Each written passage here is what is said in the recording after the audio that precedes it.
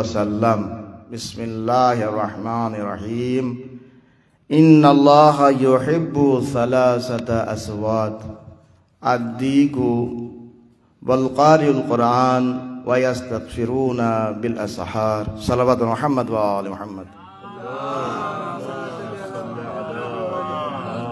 সমস্ত প্রশংসা মহান রব্বুল আলামিনের জন্য।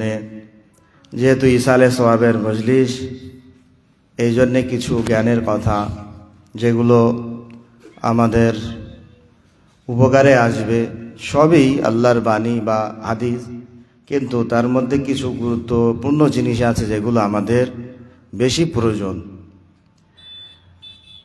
যখন মানুষ মারা যায়, মারা যাবার সময় আসে, মরণোপন্নায় আছে বা মারা গিয়েছে, তো সর্বপ্রথম আমরা সেই মায়াতের জন্য কাকে খোঁজ করি? দুনিয়ায় বহু মানুষ আছে, ছেলে আছে, মেয়ে আছে, বাপ আছে, দাদা আছে, আত্মীয় স্বজন, পাড়াপতি এবং বিভিন্ন আত্মীয় স্বজন তো আছেই, মুমিন মুমিনাত। কিন্তু মওতের সময় সব থেকে যে ব্যক্তি মারা যাচ্ছে তার জন্যে আমরা যাদেরকে খোঁজ করি তারা কারা? যারা কোরআন শরীফ পড়তে জানে।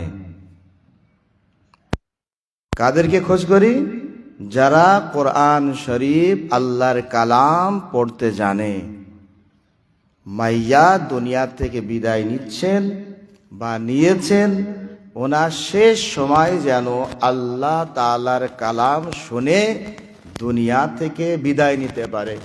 এই জন্যে গ্রামে যারা থাকে তাদেরকে খবর দেওয়া হয় যে সমস্ত বাচ্চারা কোরআন শরীফ পড়তে জানে তারা এসে যেন সেই মাইয়াতের পাশে কোরআন শরীফ তেলাওয়াত করে। যদি আযাব হয়, যদি কষ্ট হয়, তো আল্লাহর এই কালামের মাধ্যমে যেন সেই কষ্টগুলো লাঘব হয়ে যায়। সালাওয়াত।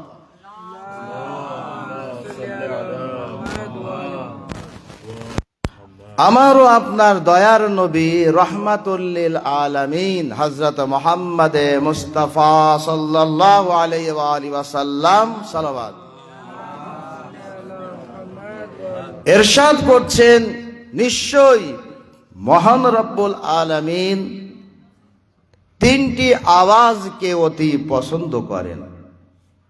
যদি এই আওয়াজ বা শব্দের বিষয়ে আলোচনা করা হয় অনেক মজলিস হবে, কিন্তু সংক্ষিপ্তভাবে মহান রব্বুল আলামিন কে বলছেন? দয়ার নবী যার কলমা পড়ে আমরা মুসলমান, সেই আল্লাহর নবী বলছেন যে মহান রব্বুল আলামিন তিনটি আওয়াজকে অতি পছন্দ করেন। আরো বহু আওয়াজ আছে, কিন্তু সব থেকে খোদাবন্দে আলমের নিকটে গুরুত্বপূর্ণ যে আওয়াজ, সেটি হচ্ছে তিনটি আওয়াজ খোদাবন্দে আলম পছন্দ করেন।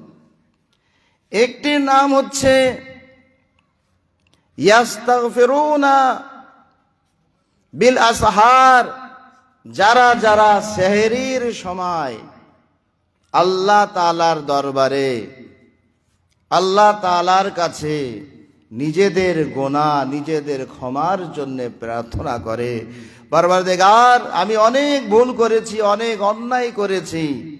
যখন সেহরির সময় আল্লাহর কোনো বান্দা আল্লাহর কাছে ক্ষমা চায়, পরওয়ারদিগার আলম ওই আওয়াজকে খুবই ভালোবাসেন যে আমার এই বান্দা এই সময়, আমার যত বান্দারা আছে এই পৃথিবীতে সকলেই আরাম করছে, কিন্তু এই গুনাহগার বান্দা, এ আমার বান্দা আছে যে এই সময় যে অন্য কেউ দেখতে পাচ্ছে না, কেবল আমি আর আমার বান্দা, ও আমার বান্দা আমার কাছে তওবা ও ইস্তেগফার করছে। তো আল্লাহ রসুল বলছেন এই আওয়াজকে আল্লাহ রাব্বুল আলামিন অতি পছন্দ করেন। সালাওয়াত। কোরআন শরীফে এই আওয়াজের বিষয় বিভিন্ন ভাবে ব্যাখ্যা করা হয়েছে। একটি হচ্ছে কে জানাবে লোকমান আলাইহিস সালাম, সূরা লোকমানের মধ্যে আল্লাহ তাআলা জানাবে লোকমান আলাইহিস সালামের জন্য বলছেন কে জনাবে লোকমান আলাইহিস সালাম নিজের পুত্রকে বলছেন, এ আমার পুত্র, যখন তুমি জমিনে চলবে, যখন তুমি জমিনে চলাফেরা করবে, তো তোমার আওয়াজ যেন নিচু হয়, উচ্চ স্বরে যেন না হয়। উঁচু করে তুমি আওয়াজ করো না, চিল্লায়ও না, মানে আদবের সাথে তুমি কথাবার্তা বলো। মানুষের সামনে যখন যাবে আদবের সাথে তুমি কথা বলো। যদি তুমি চিল্লে চিল্লে বলো, উচ্চ স্বরে বলো, তাহলে এই উচ্চ স্বর যে আওয়াজটি, এটি হচ্ছে গাধার মধ্যে আছে। ওই গাধার মধ্যে আওয়াজ যেন তোমার মধ্যে না হয়। কে বলছে? আল্লাহ তাআলা কোরআন শরীফে বলছে। তো একটি আদব আল্লাহ তাআলা আওয়াজের জন্য বললেন যে যখন তুমি কোনো বান্দার সামনে যাবে তো আদবের সহিত কথা বলবে, ওই গাধার মতো চিল্লিয়ে চিল্লিয়ে তুমি কথা বলবে না। একটি আওয়াজ হলো। আর দুটো আওয়াজ খোদাবন্দে আলম তানার প্রিয় নবী হযরত মুহাম্মদ মুস্তাফা সাল্লাল্লাহু আলাইহি ওয়া সাল্লামের জন্য বললেন। সূরা হুজরাতের মধ্যে বললেন যে যখন তোমরা আমার নবী, দয়ার নবী রহমাতুল লিল আলামিনের সামনে যাবে তো নিজেদের আওয়াজকে উচ্চ স্বরে বলবে না। কেন? যদি উচ্চ স্বরে বলো তাহলে তোমাদের আমলকে এমন ভাবে শেষ হয়ে যাবে যার ধারণাও তোমরা করতে পারবে না। মানে তোমরা যখন আলোচনা নিজেদের মধ্যে যেভাবে আলোচনা করো, কথাবার্তা বলো, এমন ভাবেও যখন রাসূলুল্লাহর সামনে যাবে তো সেইভাবেও তোমরা কথা বলতে পারবে না। আমার নবীর সামনে খুব নিচু স্বরে, নিচু করে তোমরা কথা বলো, আদবের সহিত বলো। তোমরা নিজেদের মধ্যে যে আলোচনা যেভাবে কথাবার্তা বলো ওইভাবেও বলবে না। তো খোদাবন্দে আলম এই আওয়াজের জন্য রাসূলুল্লাহর সামনে যখন কেউ আসছে তাদের জন্য আল্লাহ বলছে কে রাসূলুল্লাহর আওয়াজের উপরে তোমরা নিজেদের আওয়াজ বলান করো না। কি হবে ক্ষতি? যে তোমাদের আমল সব হাবত হয়ে যাবে, তোমাদের আমল সব বেকার হয়ে যাবে, তোমাদের আমল ক্ষতিগ্রস্ত হয়ে যাবে, তোমাদের আমল বরবাদ হয়ে যাবে, যার তোমরা ধারণাও করতে পারবে না। ওহি সূরা হুজরাতের মধ্যে আল্লাহ রসুলের জন্য তার পরের আয়াতে বলছে, আর যদি আমার রসুলের সামনে নিজের আওয়াজকে নিচু করে কথা বলো, তোমাদের আওয়াজ যদি হালকা থাকে, নিজেদের আওয়াজ যদি রাসূলুল্লাহর সামনে, রাসূলুল্লাহর মোকাবিলায় কম থাকে, তো আল্লাহ রাব্বুল আলামিন বলছেন তোমরা হচ্ছে পরহেজগার মুত্তাকি, তোমাদের অন্তরে তাকওয়া এসে যাবে, তোমরা খোদাভীরু হতে পারবে। এবং তার সাথে সাথে খোদাবন্দে আলম বলছেন যে তোমাদের আজর দেওয়া হবে, মহান আজর দেওয়া হবে, আল্লাহ তাআলার তরফ থেকে তোমাদের অনেক পুরস্কার দেওয়া হবে। তো খোদাবন্দে আলম কোরআন শরীফে সব থেকে তিনটি শব্দ, যে শব্দ এক, আমিও আপনি সাধারণ মানুষ যখন আলোচনা করি তখন আমাদের আওয়াজ যেন গাধার মতো না হয়, অর্থাৎ আদবের সাথে যেন এক অপরের সাথে কথা বলি। আর রাসূলুল্লাহর সামনে যখন কথা বলা হবে উচ্চ স্বরে যেন না বলি, রাসূলুল্লাহর সামনে আমাদের আওয়াজ যেন নিচে হয়ে থাকে। সাল্লাল্লাহু মুহাম্মদ ওয়া আলি মুহাম্মদ। তো মহান রব্বুল আলামিন প্রথম যে আওয়াজ, তিনটি যে আওয়াজ, তার মধ্যে একটি আওয়াজ যখন সেহরির সময় বান্দা আল্লাহর কাছে তওবা ও ইস্তেগফার করে। আর দ্বিতীয় আওয়াজ হচ্ছে যখন মোরগ আওয়াজ দিতে থাকে, বাং দিতে থাকে। ফজরের সময় আপনারা দেখেছেন, তার আগে দেখবেন যে মোরগ ওঠার পরে সে আওয়াজ বোলান করে, আওয়াজ বোলান করে। কেন? তার আওয়াজকে আমরা বুঝতে পারি না। আল্লাহ রসুল বলছেন, কি বলছেন? লা তাসাব্বুদ্দিক, তোমরা মোরগকে গালি গোলজ করো না। কেন? ফাইন্নাহু ইউযু বিসসালা লিসসালা, কেননা মোরগ তোমাদের জন্যে ডেকে দেয়। কিসের? নামাজের জন্যে। তো আল্লাহর রসুল বলছেন মোরগকে তোমরা গালি গোলজ করো না। কেন? কেননা মোরগ হচ্ছে নামাজের জন্যে তোমাদের ডেকে দেয়। মোরগ কি করে? নামাজের জন্যে ডেকে দেয়, যার আওয়াজ আমরা বুঝতে পারি না। এই আল্লাহর বান্দারা, উঠে পড়ো আর আল্লাহর ইবাদত করো। কেন ঘুমিয়ে আছো? উঠে পড়ো। তাই আল্লাহ রাব্বুল আলামিন তার নবী করিমের মাধ্যমে বলছেন ওই মোরগকে যেন খবরদার গালি গোলজ করবে না, যে মোরগ তোমার বাড়িতে আছে, তোমার নামাজের জন্য ডেকে দিচ্ছে। ও বেজবান, তার আওয়াজকে আমরা বুঝতে পারি না। এবার বাড়িতে কোন কোন পশু, কোন কোন পাখি রাখবো, এ বলতে গেলে অনেক লম্বা।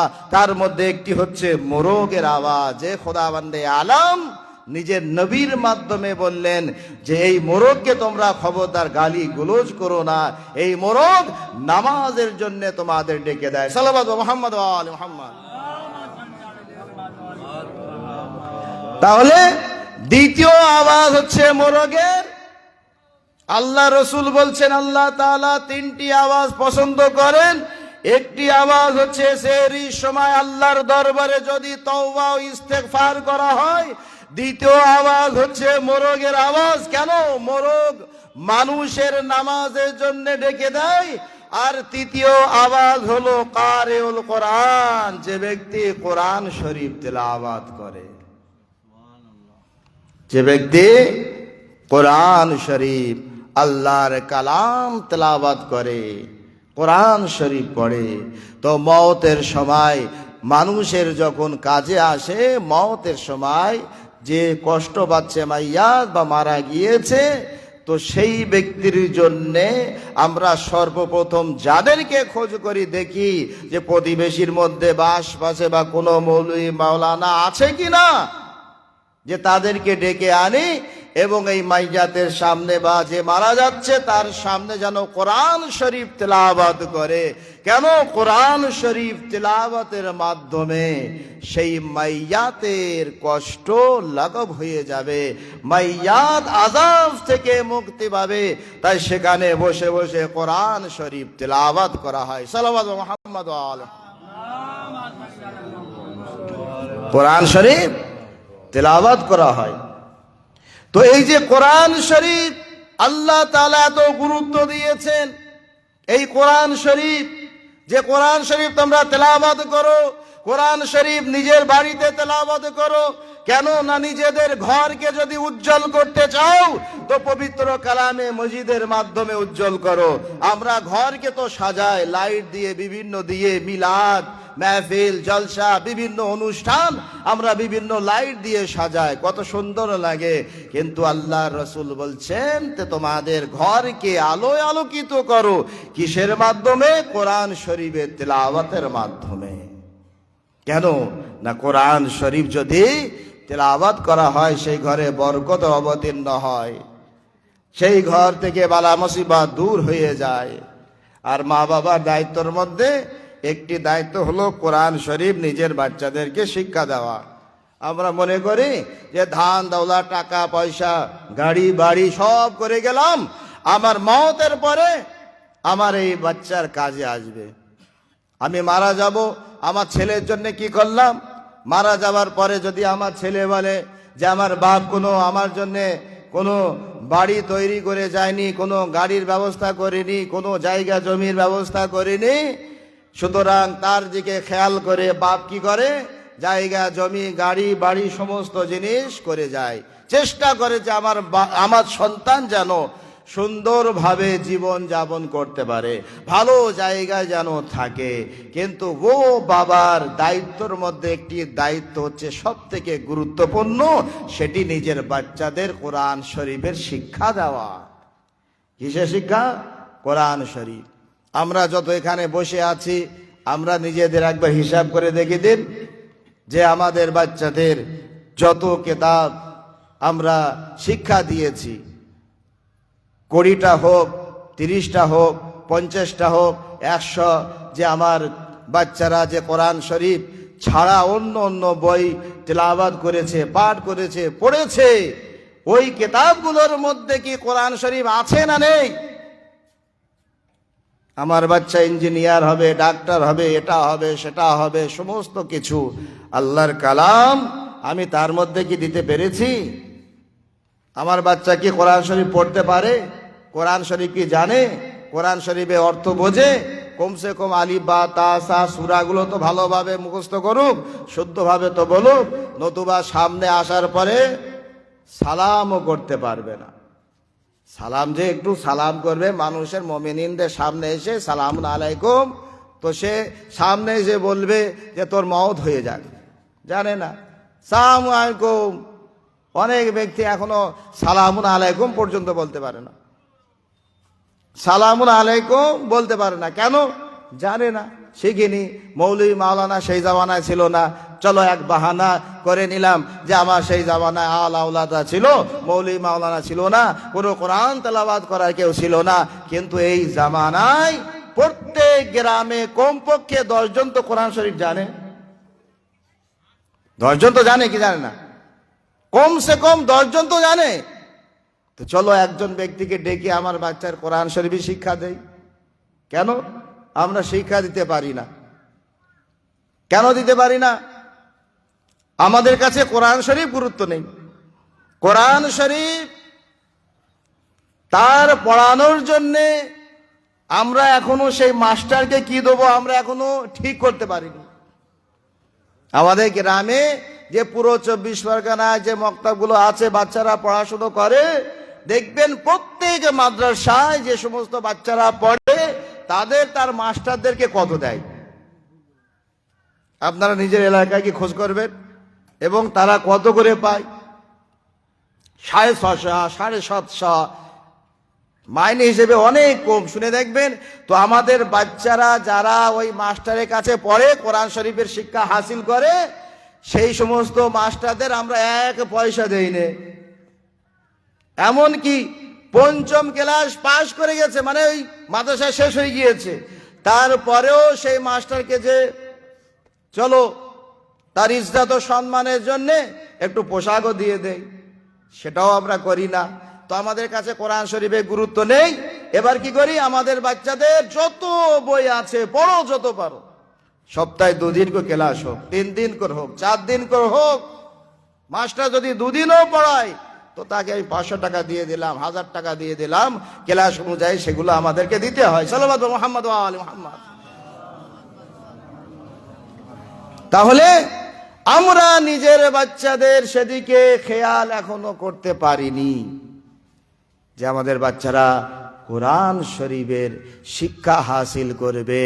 মওতের পরে মুনকির নেকির মুবাশশার ও বাশির, সেখানে আসার পরে অনেকগুলো প্রশ্ন করে।